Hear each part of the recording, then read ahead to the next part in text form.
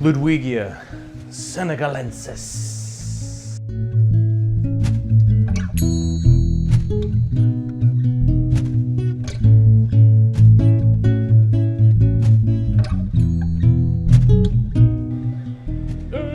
Weirdos, what up?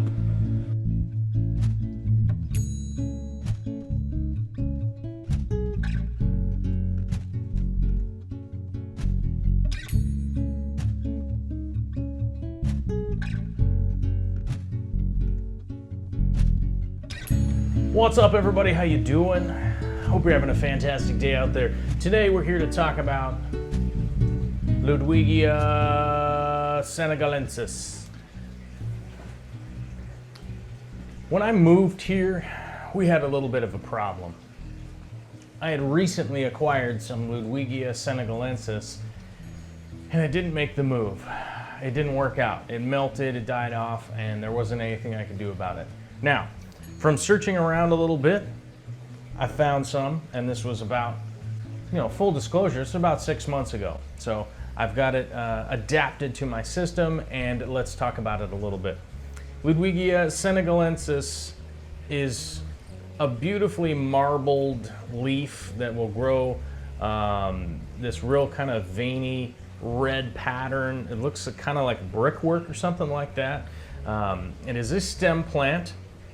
Water conditions for it are pretty simple.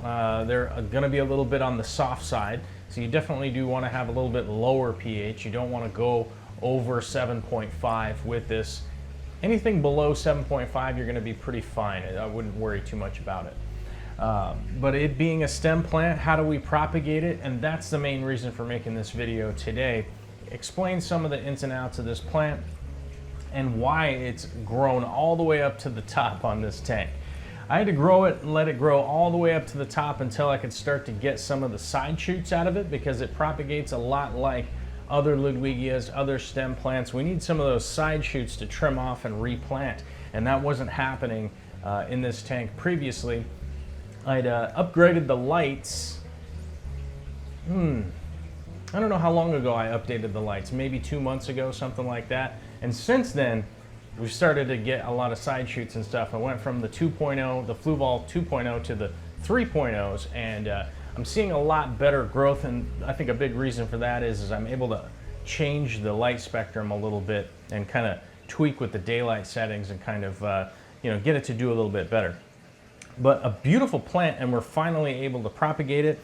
Now, as far as fertilizers go, it doesn't need heavy fertilizers. You're going to balance out somewhere around 20 nitrates, not nitrites, nitrates, around in that realm, and micro and macro, pretty basic straight across. You don't have to go too crazy with this, but a little supplemental iron is going to help out with getting a little bit better red color, along with some highlight. And CO2, not necessary, but always a good idea. You're definitely going to get a better version of this with some CO2 injected in it.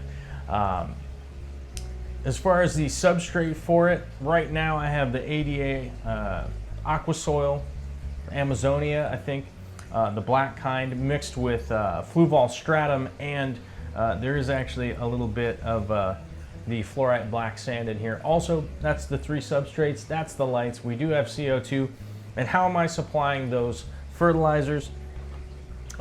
These days, people keep asking me, what fertilizers are you using? I'm literally using Aquarium Co-op Easy Green and Easy Iron, and that's it nowadays. I don't mix dry fertilizers or supplement any other fertilizers at this point. It's just, to me, I just end up wasting a lot of time messing around with fertilizer and stuff like that. And we've been doing quite well on just those fertilizers that are super easy to use, and we don't have to get super crazy. Somebody asked me if Thrive would be a good alternative, if that's what you want or whatever. I found about the same results from those. So yeah, I would say Thrive is probably a good alternative if maybe you don't want to use easy green for whatever reason. But we finally got them to the propagation stage. We've got a bunch of changes going on here with the 150 gallon, and that's not a bad thing. I think it's a good thing, but we got some changes going on, some hardscape getting done, and now let's go ahead, we'll get this propagated and get it planted into the substrate. And yeah, I'm super happy to get this plant. If you have any questions or concerns or comments or complaints, throw them down below and let me know what's up. And let's go ahead and get this trimmed and planted.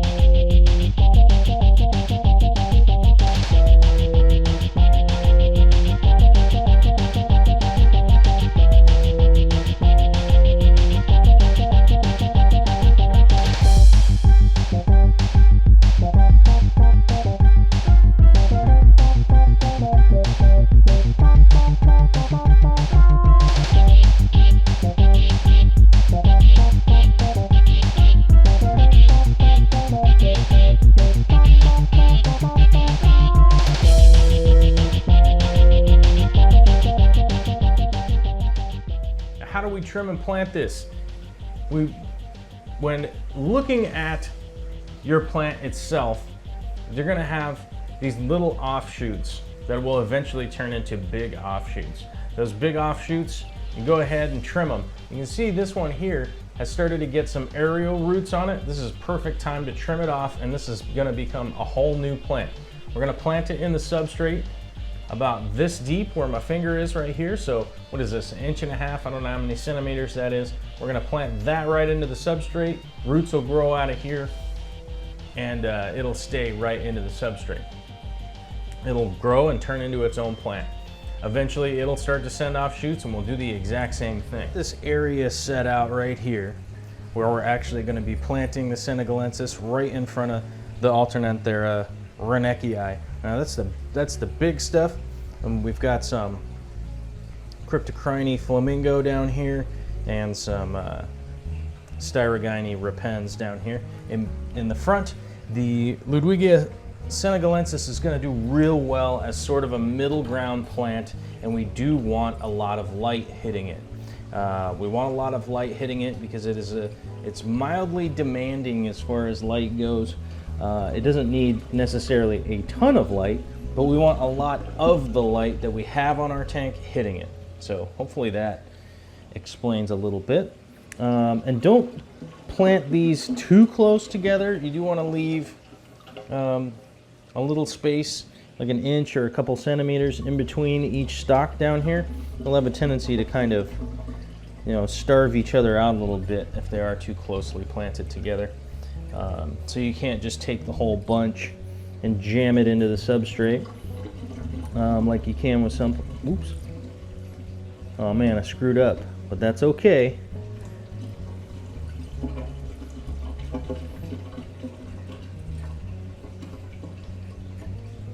Always just pull them out, put them back in. There we go.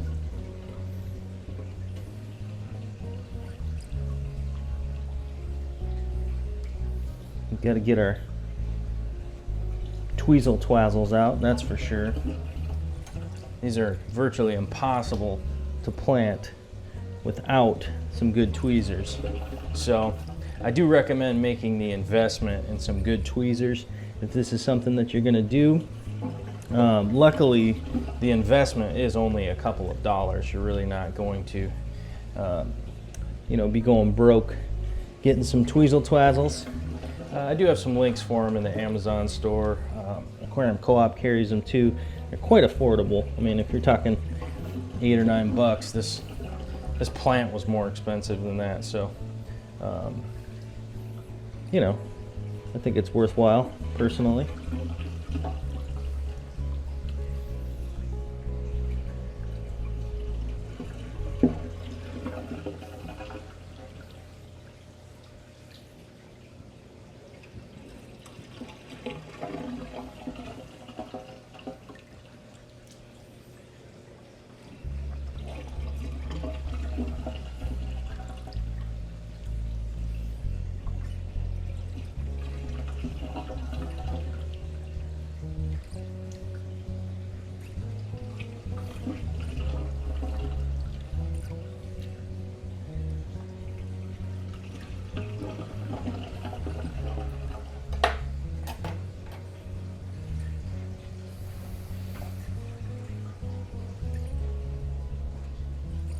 All right, now that we got it planted in there, we'll let it grow for the next couple of weeks and just generally kind of let it rock and roll.